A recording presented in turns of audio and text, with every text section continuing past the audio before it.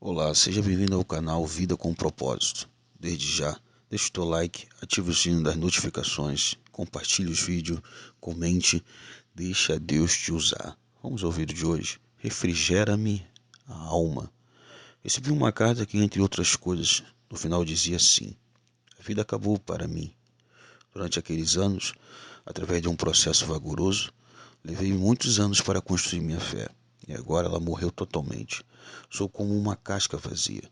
Talvez a própria casca já tenha se acabado também.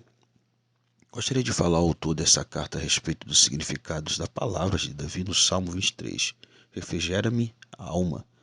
Ele se lembra de que, quando o rebanho sai a pastar, cada ovelha tinha um lugar determinado na fila, e durante todo o dia ela conservava a mesma posição.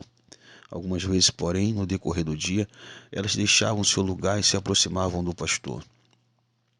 Este, colocando a mão no focinho ou na orelha do animal, sussurrava-lhe e coçava-lhe a cabeça e falava-lhe alguma coisa no ouvido. Depois, reconfortada e mais animada, ela voltava ao seu lugar. Davi se lembra de como ele próprio estivera perto de Deus, antes de como Deus o protegera quando saíra para enfrentar o gigante Golias, e de como ele o guiara ao longo de sua caminhada para o sucesso. Depois disso, Davi passara a estar sempre muito ocupado, tornara-se mais capaz de cuidar de si mesmo e não sentia necessidade de uma dependência direta de Deus. Davi distanciou-se de Deus, depois pecou, e isto o fez infeliz. O peso da culpa tornou-se insuportável, então se arrependeu. Deus ouviu, perdoou, restaurou sua alma, e ele tornou-se um novo homem. A mente humana é muito semelhante ao corpo, ela pode sofrer lesões. O arrependimento é uma ferida da alma, e uma ferida profunda mais limpa, isenta de infecção. Uma ferida que cicatriza rapidamente, a não ser que penetre nela algum corpo estranho, coisas como amargura, autopiedade ou ressentimento. O pecado é outro ferimento. Quando eu quebro algum dos meus princípios de vida, estou ferindo minha alma. Essa é uma ferida infectada, uma ferida que o tempo não cicatriza. O senso de culpa pode gradualmente destruir uma vida e torná-la uma casca vazia, sem conteúdo. E só existe um médico que poderá curá-lo.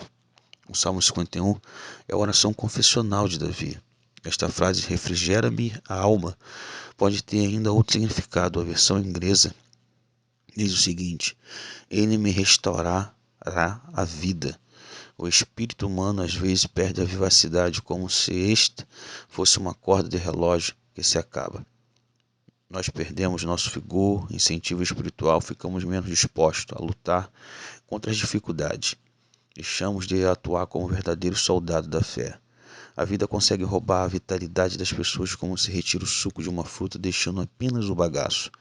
As pessoas ficam só com a casca, não sentem mais entusiasmo por nada. No começo de um novo dia não lhe dá nenhum ânimo ou um novo alento. A Bíblia diz que Deus criou o homem, ele soprou nas narinas o fôlego da vida, e o homem passou a ser alma vivente. Deus pode querer soprar nova vida naquele que está perdido. Só Deus pode fazer isto. Falando a um grupo de médicos em Atlanta, nos Estados Unidos, o Dr. R.B. Hobbs fez a seguinte declaração: o divã de um psiquiatra nunca pode tomar o lugar da igreja na função de resolver os problemas de uma sociedade frustrada. Refrigera-me a alma, ele me restaurará. Guia-me pela vereda da justiça por amor do seu nome. Há uma inscrição em um monumento da Flórida que diz o seguinte: venho aqui para encontrar-me a mim mesmo. É tão difícil a gente se perder no mundo. Isto é verdade. Muitas vezes nós chegamos a encruzilhadas da vida e nós sabemos que a direção a seguir. Não sabemos. Há muitas decisões a serem tomadas e às vezes é muito difícil chegar a uma delas. Então que nós sentimos desorientados, perdidos, e precisamos de orientação neste Salmo 23, Davi diz confortantemente: guie-me pela vereda da justiça por caminhos certos. Com certeza Davi está recordando de seus dias de pastor. Ele sabia que as ovelhas não tinham muito senso de direção. Um cão, um gato ou um cavalo, quando se extraviam, sabe perfeitamente achar o caminho de volta. Eles parecem possuir uma bússola interior. Com a ovelha isto não acontece. A ovelha não possui boa visão, não enxerga mais que 8 ou 10 metros à sua frente. As campinas verdejantes da Palestina é cortada por trilhas estreitas, pelas quais os pastores levavam o rebanho para o pasto. Algumas dessas trilhas terminavam à beira de precipícios, nos quais ovelhas desviadas podem cair e morrer. Outras iam de um beco sem saída, há outras, porém, que levavam a pasto verdejante e as águas tranquilas. Algumas vezes o pastor as guiava através de passagens íngremes e perigosas, mas os caminhos por que passavam sempre iam dar um bom lugar. As ovelhas estavam sempre dispostas a deixar a escolha desse lugar ao cuidado do pastor. Era assim como no cântico. Senhor, quero colocar minha mão na tua, sem murmurar, sem reclamar. Contente estar, qualquer que seja a minha sorte, contanto que seja meu Deus que me guie. Talvez Davi estivesse pensando em seus antepassados, marchando por um deserto sem trilhas certas em sua caminhada do Egito para a terra prometida. Deus enviou uma coluna de fogo para guiá-lo à noite e uma nuvem de dia. Foi seguindo a que os israelitas chegaram à terra pela qual ansiava. Para algumas pessoas, essas veredas de justiça às vezes vão significar dificuldade. Ouvi a história de um rapazinho inglês que resolveu engajar-se no exército britânico para servir na Índia.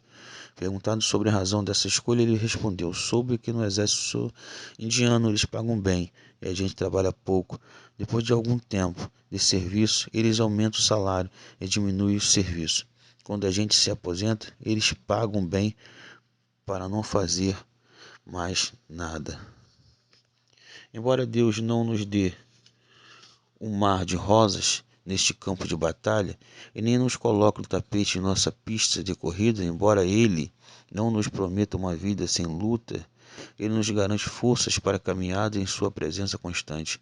Notemos que o Salmo diz: guia-me. Ele não nos empurra por esse caminho, Ele vai à frente, subindo a mesma ladeira que subimos.